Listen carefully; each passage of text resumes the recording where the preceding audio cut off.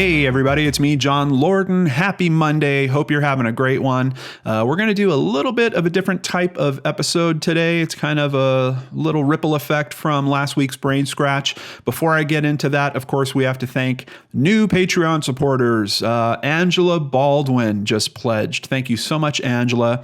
Seema Ramji, hope I'm saying that right, Seema. Thank you for your support. William Schrader also pledged. It's Dee Dee edited their pledge and upped it. Thank you so much, It's Dee Dee. Ludi or Ludi edited their pledge, also increased it. I really appreciate that. Sarah Lewis just pledged, as well as Keisha Jennings. Thank each and every one of you out there. And I also want to give a very special shout out to my friend Tommy, who told me that his mother, Jean, is not doing so hot lately. I just want to say hi to both of you, and I hope you're doing better soon, Jean. They are from Yorkshire in the UK. All right, so what are we talking about today? Basically, on Brain Scratch last week, I mentioned that I used to be a smoker and that I'm a former smoker. And someone asked me, wow, can you talk about how you were able to quit? And it made me kind of think about things. And, I thought, well, I can share that with people. I don't know if it'll work with everybody out there, but there might be something helpful in it for anyone that's looking to try. So on this episode of JohnnyVlogs, I'm going to detail how I quit smoking for you. Now, I quit smoking way back in 2006, and I have not touched another cigarette since. So this coming November will actually be 11 years of not smoking, and I'm pretty proud of it. I'm really happy that it really stuck and it really took. But there was some key things that I had to do to make sure that I was really ready to do it. So let's talk about this stuff. One of the biggest things was to flip my mentality about what was going on there. I had to kind of change the mindset from not that I was taking away smoking, but that I was adding being a non-smoker to myself. When you look at something, and especially in terms of a negative, like, well, I have this thing and now I'm taking it away. Typically there's some pain involved in that, and it can be very uncomfortable. However, I don't know if this is just an American thing, but in terms of us, when we think we're adding something to ourselves, it seems to just flip around how your brain looks at that whole thing. And I know it seems weird. You're adding being a non-smoker, but when you start letting your brain go down that path, you start thinking about, oh, well, it's kind of a different way of saying I'm adding health. I'm being healthier. I'm not going to have to deal with people complaining about me smoking. I'm not going to have to deal with my clothes smelling weird. I'm not going to have to deal with a dirty ashtray at the on the nightstand next to the bed. There are different things that you can look at and try to turn that into more of a positive mindset, rather than this thing that I'm using that makes me feel good, that I sometimes reward myself with, is being taken away. So what am I going to reward myself with now? So you really have to look at it and see if you can flip that mentality on it a little bit. Before you quit, you have to really check in if you are really ready to do it. And what that meant for me was I really had to think, okay, am I doing this, first of all, for me? I'm not doing this because I have a spouse that's complaining about it, or parents that are on my back about it, or I'm tired of hiding it from other family members that don't know about it. It has to be really specifically for you. It's kind of part of that mentality thing as well, but you have to do a real deep dive within yourself to say, have I really had enough? Am I at the point where it's been a number of years and this is something that I really want to do because I think that I'll feel better on the other side of this challenge that I'm going to take on, which is quitting smoking. And admittedly, it can be a very tough challenge for many, many people out there. So just recognize that it's going to be a task. It's going to be something that you're going to have to work at. You might even slip here or there, or you might nail it right out the gate. There's all kinds of different ways that it can go, but you have to look at yourself in terms of the commitment level that you're putting towards this and how much you're going to invest into that commitment. It's almost just like a relationship. You really have to give into that commitment every single day. So before you even think about quitting, sit down with yourself and really ask yourself, is this the time? Am I really ready to do this? Have I truly had enough? Another thing about doing it for other people, like if you had a spouse or parents or someone else that was kind of nagging you into it, it's really easy to get into this trap of creating animosity, because you're going to have trying times where you're really fiending and you're going through withdrawals and you're going to have these little spurts of frustration or anger. And if you have that excuse of, well, if she didn't tell me that I had to do this, I wouldn't have done this. So you could completely unintentionally place that anger on a loved one that it really doesn't deserve it. So just know that's part of the thing in terms of looking at it for yourself. Is it really your decision to do this? And are you ready to do it? Don't fall into that trap of, well, I'm doing it because I have kids now and, my wife really doesn't like it. Yeah. In those tough moments, that is not a great place to be in. And then you start doing weird things like maybe sitting out in the car and smoking a cigarette out in the car or hiding it from people you love. And are you any better off at that point? Getting into this life of, deceiving the people you love? I don't think so.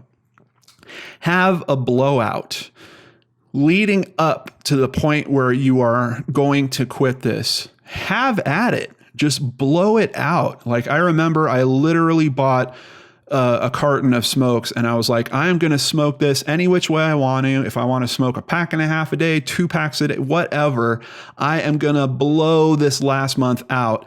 And there's something in the mentality of that, because once you get to the other side and you say, okay, I'm done with this, you're able to remember that period and say, dude, remember, you gave yourself this blowout where you could smoke, 5 or 6 cigarettes in an hour if you wanted to.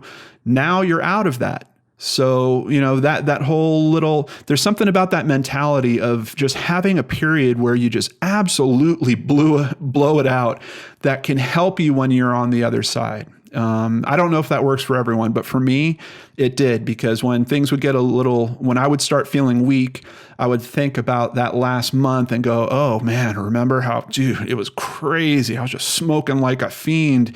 And I was doing that because I was ready to say goodbye to this. So there's that whole little chain that anything that helps you get back to that commitment that you're making with yourself is good for this. So for me personally, having a big blowout to refer to and then start that whole chain really was helpful. Now, the secret. I don't know if many of you know about The Secret. This was a self-help phenomena that hit many years ago. There's a movie, there's a book. It was on all kinds of talk shows. I actually rewatched the movie recently. It wasn't quite as impressive as I remember the first time I hit it, but there's a particular story in it where someone was talking about that they wanted to make $100,000 in a year. So if I remember right, I think they wrote a check or they put a drawing above their bed, something like that said $100,000. So they'd see it every day when they woke up. Eventually, that supposedly prompted this great thought that they had where they wound up making, I think they got to like $98,000 or something like that.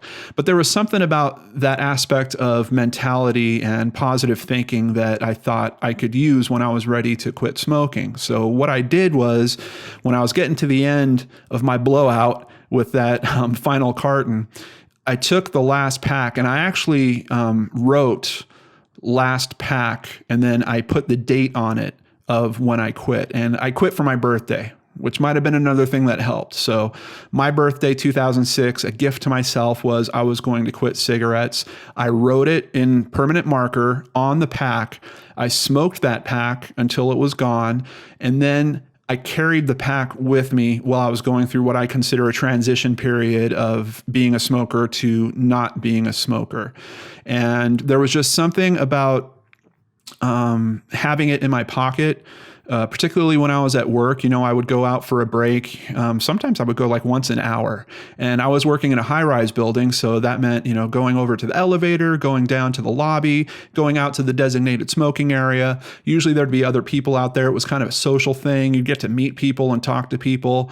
So outside of keeping the pack on me, because I would be able to reach into my pocket at any moment, and still there was this weird comfort I would get from having the pack there. And if I needed to pull it out for some reason, I saw the note that I wrote to myself that was the last pack, which kind of reaffirmed that whole commitment that I had made to myself. I don't know. It worked for me. I wound up carrying that empty pack of cigarettes for about 3 or 4 weeks. And then I got to the point where I didn't need to carry it, but I left it on my nightstand where that dirty ashtray used to be. So I would see it before I go to sleep at night. And then eventually it disappeared into a drawer. I think I might still have it somewhere, like in a box of memory stuff or something like that, but I haven't needed to look at it or really use that tool in a while. But part of what was really important about all that was not denying myself those breaks. When I became a non-smoker, I looked at the break structure that I was doing. I would say, okay, I was going out for a 5-minute break once an hour. I'm going to keep doing that. Now, some of you might struggle if you go and actually hang out with the smokers. But for me, that's exactly what I wanted to do. And not because I was like, hey, give me your second hand. For me personally, I wanted to test my resolve. But I also, they were friends of mine. I wanted to go spend time with them. I really liked that social aspect. I didn't want to give that up. And you don't have to just because you're not smoking. You go, you hang out with them, you do all the same stuff that you did, except you're not burning a cigarette in your hand while you're talking to them. Then it eventually modified for me where I was taking walks. Instead of going out and hanging out with smokers, I would just take a little walk around the block, or if you're working on a business campus, take a little walk around the business campus. But it was really important to not deny myself those breaks, because that was, when I really boiled it down for myself, that was really, really important to me. When I worked in the business sector, I worked very, very hard. Like, I would maximize my time. I would literally be running around when I was doing computer support work, especially at 20th Century Fox. I'm literally bouncing from different floors to different floors, down to the lot, over to different offices that were on the lot. I was just on the go all the time. So I needed the breaks. It was really more about the downtime than it was necessarily about the cigarette. So don't deny yourself whatever is coming with those smoke breaks. I think that's about it for the list that I put together for this episode. That's really the major stuff that did it for me. People asked, did I use any type of nicotine supplements or things like that? I didn't.